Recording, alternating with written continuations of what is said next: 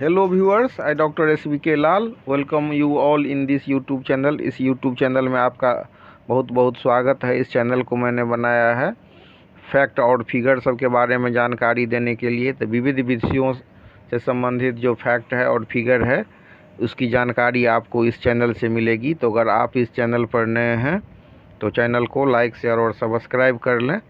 आज जो हमारा ये वीडियो है वो विज्ञान और मापन पर आधारित है। तो इसमें हम अलग अलग तरह के यूनिट के बारे में जानेंगे, साइंटिफिक मेथड के बारे में जानेंगे and we will know how the physical quantity is measured. Physical quantity, मात्रकों की पद्धतियाँ, मात्रकों की अंतर्राष्ट्रीय पद्धति, उसके अलावा जो 7 आधारी मात्रक हैं उसका एसआई यूनिट, फिर एसआई जो मानक उपसर्ग है उसके बारे में हम जानेंगे और अंतिम में हम जानेंगे कि विभिन्न जो पद्धतियां हैं तो उनके बीच में हम उसको कैसे इंटरचेंज कर सकते हैं, एक पद्धति को दूसरे पद्धति में हम कैसे चेंज कर सकते हैं, उनके बीच क्या संबंध है, तो इसके बारे में हमको जानकारी मिलेगी। तो आइए शुरू करते हैं। सबसे पहले हम जानते हैं कि विज्ञान क्या होता है। तो विज्ञान साइंस शब्द से निकला है, जिसका अर्थ होता है, मतलब विज्ञान जो है सो साइंस शब्द से निकला है।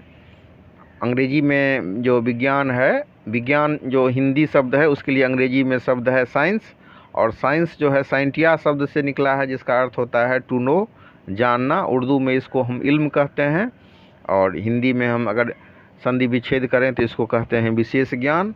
और अगर परिभाषा की बात करें तो हम कहते हैं कि सावधानी पूर्वक और क्रमबद्ध तरीके से किए गए प्रयोगों और परीक्षण द्वारा प्राप्त ज्ञान को हम विज्ञान कहते हैं।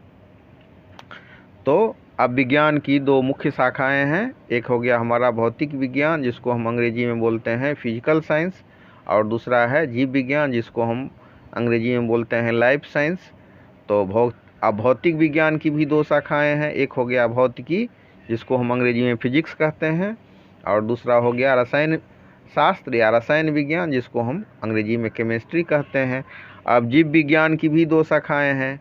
एक हो गया वनस्पति विज्ञान, जिसको हम अंग्रेजी में बॉटनी कहते हैं, और दूसरा हो गया प्राणी विज्ञान, जिसको हम अंग्रेजी में जूलॉजी कहते हैं। तो सबसे पहले हम परिभाषा को समझ लें कि सावधानी पूर्वक और क्रमबद्ध तरीके से किए गए प्रयोगों और परीक्षण द्वारा प्राप्त ज्ञान को विज्ञान कहते हैं। मतलब विज्ञान में ऐसे ज्ञान का समावेश है जिसकी प्राप्ति हमको कैसे होती है, तो एक्सपेरिमेंट के द्वारा। और वो उस एक्सपेरिमेंट को हम कैसे करते हैं, तो सावधानी पूर्वक करते हैं। और कैसे करते हैं, तो सिस्टेमेटिक वे में करते हैं। विज्ञान का एक परिभाषा ये भी है कि the systematic knowledge of anything is called science. In science we study the nature's law. इस तरह से भी है, लेकिन ये 9th स्टैंडर्ड में ये परिभाषा बहुत ठीक है कि सावधानी पूर्वक और क्रमबद्ध तरीके से किए गए प्रयोगों और परीक्षण से प्राप्त ज्ञान को विज्ञान कहते हैं। अब विज्ञान की 2 मुख्य शाखाएं कितनी हैं, तो विज्ञान की 2 मुख्य शाखाएं हैं, भौतिक विज्ञान और जीव विज्ञान। अब भौतिक विज्ञान की 2 शाखाएं कौन कौन सी हैं, तो दो इसकी भी 2 शाखाएं होंगी। भौतिक विज्ञान की भी 2 मुख्य शाखाएं होंगी, एक हो जाएगा भौतिकी और दूसरा हो जाएगा रसायन। और जीव विज्ञान की भी 2 शाखाएं होगी, एक हो जाएगा हमारा वनस्पति विज्ञान और दूसरा हो जाएगा प्राणी विज्ञान। वनस्पति विज्ञान को कहते हैं बॉटनी और जीव विज्ञान को कहते हैं, प्राणी विज्ञान को कहते हैं जूलॉजी। तो अब हम थोड़ा सा इसके बारे में भी जान ले। भौतिक विज्ञान में क्या अध्ययन करते हैं, तो निर्जीव पदार्थ और उससे संबद्ध घटनाओं का अध्ययन होता है।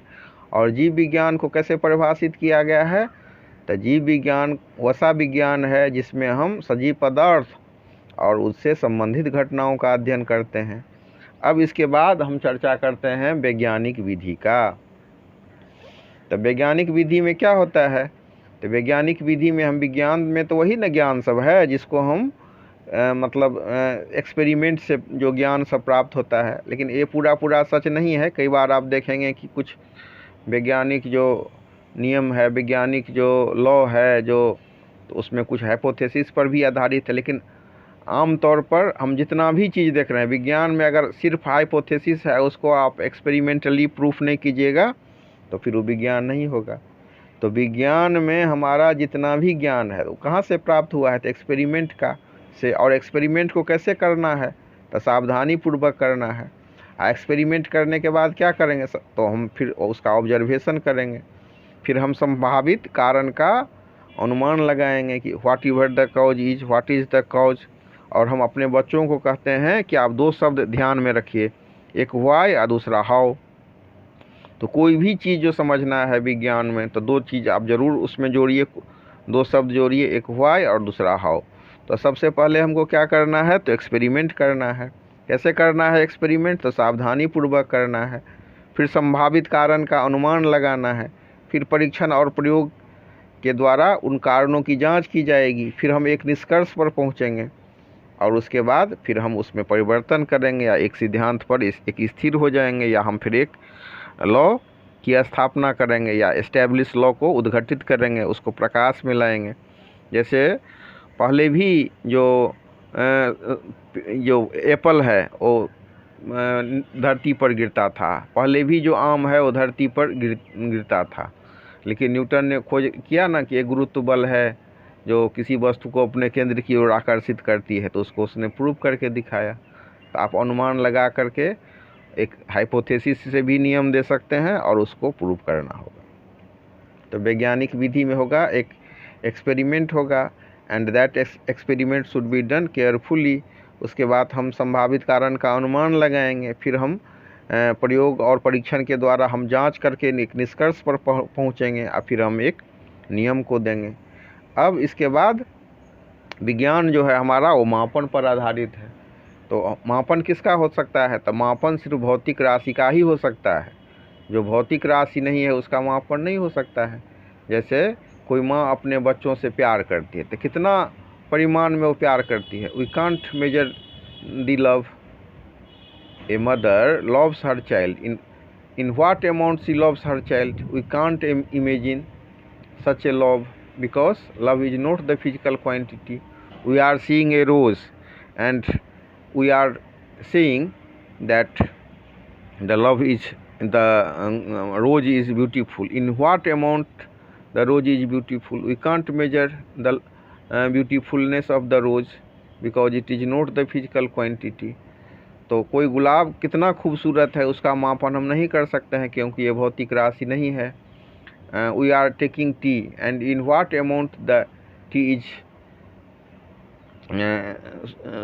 T taste sweety, we can't measure the sweetness of the tea because the sweetness of the tea is not the physical quantity. तो कोई चाय कितनी मीठी है उसका हम मापन नहीं कर सकते हैं क्योंकि ये भौतिक राशि नहीं है। अब इसको समझने के बाद हम इसको समझें कि विज्ञान मापन पर आधारित है और सिर्फ भौतिक राशि का मापन हो सकता है। अब इसके बाद हम समझते हैं इसमें बहुत इंपॉर्टेंट टॉपिक है मात्रक। तो मात्रक क्या होता है? तो मात्रक के लिए अंग्रेजी में शब्द है unit. To measure a physical quantity a standard is required and that standard is called the unit of a physical quantity. किसी भौतिक राशि को मापने के लिए कुछ मानक मापों की आवश्यकता होती है, इसी मानक को हम मात्रक कहते हैं।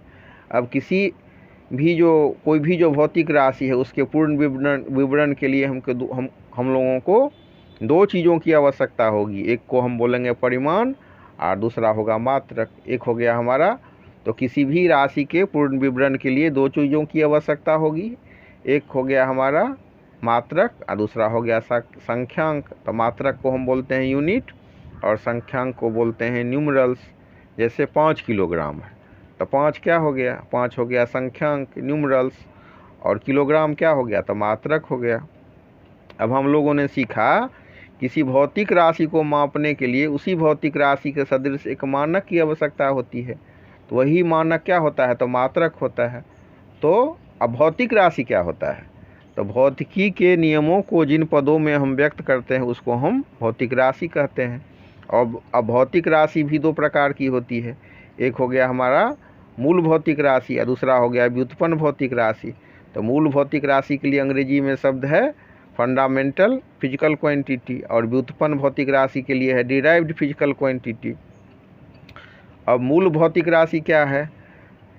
तो मूल भौतिक वो राशि है जो किसी पर निर्भर नहीं करती है, जैसे कि लंबाई, द्रव्यमान, समय। और व्युत्पन्न भौतिक राशि क्या है, जो आधारी राशि पर निर्भर करता है। जैसे बच्चा, कोई स्टूडेंट है तो अपने पेरेंट्स पर निर्भर करता है, और पेरेंट क्या है, आत्मनिर्भर हैं। तो उसी हिसाब से जो आधारी भौतिक राशि है वो स्वतंत्र मानी जाती है, इंडिपेंडेंट मानी जाती हैं। और व्युत्पन्न राशि आधारी राशि पर या मूल भौतिक राशि पर निर्भर करती हैं। तो व्युत्पन्न राशियों के उदाहरण में हम कह सकते हैं क्षेत्रफल, आयतन, बल, कार्य। मतलब व्युत्पन्न भौतिक राशि मूल भौतिक राशियों से ही प्राप्त की जाती है। अब इसको समझने के बाद हम मात्रक के टाइप्स पर चर्चा कर लेते हैं। मात्रक भी दो प्रकार के होते हैं, एक होता है मूल मात्रक, दूसरा होता है व्युत्पन्न मात्रक। तो मूल मात्रक क्या होता है, जो दूसरे मात्रक पर निर्भर नहीं करता है, और जो व्युत्पन्न मात्रक क्या होता है, जो मूल मात्रक पर निर्भर करता है। अब इसके बाद हम चर्चा करते हैं system of units. System of units क्या होता है, तो सभी प्रकार की राशियों के लिए मात्रकों के पूरे समूह को हम मात्रकों की पद्धति कहते हैं। अब हम जो इम्पोर्टेंट सिस्टम ऑफ यूनिट है उस पर हम चर्चा करते हैं। इम्पोर्टेंट मुख्य जो मात्रकों की पद्धति है, जैसे कि मतलब फुट पाउंड सेकेंड हो गया, जिसको हम संक्षेप में FPS कहते हैं। इसमें जो है सो हम देखेंगे कि दूरी का मात्रक मतलब फुट हो जाएगा, द्रव्यमान का मात्रक पाउंड हो जाएगा, और समय का मात्रक सेकेंड हो जाएगा। इसको हम ब्रिटिश पद्धति भी कहते हैं। दूसरा सिस्टम है हमारा CGS। इसमें दूरी का मात्रक सेंटीमीटर, द्रव्यमान का मात्रक ग्राम, और समय का मात्रक सेकेंड हो जाएगा। इसके बाद एक है हमारा MKS। इसमें दूरी का मात्रक मीटर, और द्रव्यमान का मात्रक किलोग्राम, और समय का मात्रक सेकेंड हो जाएगा। तो इस तरह से हम इसको समझ सकते हैं। अब उसके बाद आप देखिए, जैसे मतलब मधुबनी में, दरभंगा में जो 1 कट्ठा ज़मीन होता है 1905 स्क्वायर फीट, और पटना में होता है 1350 स्क्वायर फीट, और रांची में होता है 750 स्क्वायर फीट। तो इस हिसाब से तो ये यूनिवर्सल यूनिट नहीं हुआ अगर हम 1 कट्ठा की बात करते हैं। लेकिन स्क्वायर फीट की बात कीजिए तो जितना मतलब 1000 स्क्वायर फीट जितना बड़ा, जितना क्षेत्रफल का हो, अगर हम 1900 स्क्वायर फीट की बात करें या 1000 मीटर स्क्वायर फीट की बात करें, तो जितना बड़ा वो दरभंगा में होगा उतना ही बड़ा पटना में होगा, उतना ही बड़ा इंग्लैंड में होगा। तो दुनिया भर के जो माप तौल विभाग के जो वैज्ञानिक थे उन्होंने कहा कि एक अंतर्राष्ट्रीय पद्धति होनी चाहिए जो पूरा दुनिया में यूनिवर्सल हो। इसीलिए 1960 में पेरिस के निकट एक जगह है सेवरे, वहाँ पर दुनिया भर के माप तौल के वैज्ञानिक लोग इकट्ठा हुए, और 11वीं तौल एवं माप के महासम्मेलन के बाद एक नए मात्रक की पद्धति प्रकाश में आया, उसका प्रादुर्भाव हुआ, और उसका नाम था इंटरनेशनल सिस्टम डी यूनिट। तो मूल नाम इसका फ्रेंच भाषा में है, और आप जानते हैं पेरिस फ्रांस की राजधानी है। तो फ्रांस में ये सम्मेलन 11वीं तौल एवं माप का जो है महासम्मेलन आयोजित किया गया। उसमें ये नामकरण पड़ा SI यूनिट। बाद में फिर एक इसमें जो है संपूरक यूनिट भी जोड़ा गया। तो वर्तमान में जो अभी है सो मतलब SI यूनिट में आपको देखेंगे कि 7 ठो फंडामेंटल यूनिट्स है, जिसका SI मतलब मात्रक उपलब्ध है, और 2 ठो जो संपूरक राशि है उसका SI यूनिट उपलब्ध है। तो हम इसको हम संक्षेप में समझ सकते हैं। जैसे लंबाई हो गया तो उसका SI यूनिट हो जाएगा मीटर, और संकेताक्षर हो जाएगा M। द्रव्यमान है तो उसका हो जाएगा SI यूनिट किलोग्राम। समय है तो उसका हो जाएगा सेकेंड, और उसके लिए संकेताक्षर हो जाएगा S। विद्युत धारा, जिसको हम अंग्रेजी में इलेक्ट्रिक करंट कहते हैं, उसका हो जाएगा एम्पियर। टेम्परेचर का हो जाएगा केल्विन। ज्योतीय तीव्रता का हो जाएगा कैंडेला। पदार्थ का परिमाण का हो जाएगा मोल। और अगर हम संपूरक मात्रक की बात करें तो एक होता है समतल कोण, उसका होता है रेडियन, और दूसरा होता है धन कोण। अब बड़ा से बड़ा संख्या हो और छोटा से छोटा संख्या हो, उसको भी हम SI यूनिट के मदद से लिख सकते हैं। इसके लिए हम क्या करते हैं, तो हम SI उपसर्ग का प्रयोग करते हैं। तो ये देख लीजिए, आप इसको लिखने का एक ट्रिक है कि 10 टू दी, देख रहे हैं आप बाईं ओर लिखा हुआ है ना 10 टू दी पावर -3 के फॉर्म में। तो लिख लीजिए 10 to the power -3, 10 to the power -6, 10 to the power -9, 10 to the power -12, 10 to the power -15, 10 to the power -18। और याद रख लीजिए milli, micro, nano, pico, femto, atto, इसके आगे लिख दीजिए। उसी हिसाब से 10⁻³ लिखिए या फिर जोड़ते जाइए तो क्या हो जाएगा 10⁻³ 6, 9, 12, 15, 18 के फॉर्म में। और फिर उसके आगे में लिख दीजिए किलो, मेगा, जीगा, टेरा, पेटा, एक्सा। तो बड़ी दूरी के लिए हम लिखते हैं किलो, मेगा, जीगा, टेरा, पेटा, एक्सा। छोटी दूरी के लिए लिखते हैं मिली, माइक्रो, नैनो, पिको, फेम्टो, एटो। अब इस हिसाब से हम छोटे से छोटे मात्रा माने जो दूरी है या छोटे सा छोटा जो हमारा इकाई है उसको हम, या राशि है, भौतिक राशि है तो उसका हम मापन कर सकते हैं, और बड़ी राशि का भी मापन कर सकते हैं।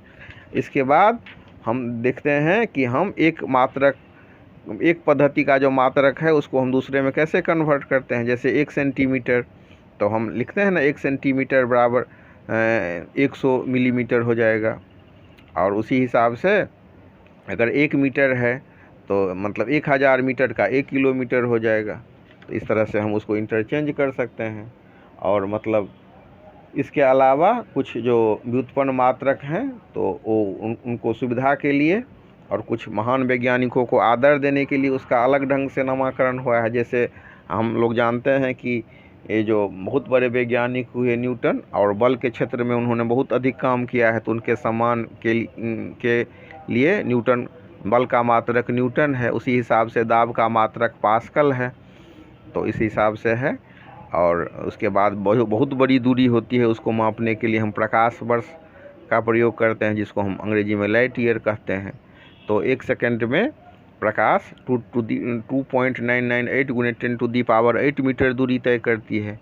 और मतलब एक प्रकाश वर्ष में जो होता है 9.46 × 10⁻12 किलोमीटर होता है दूरी।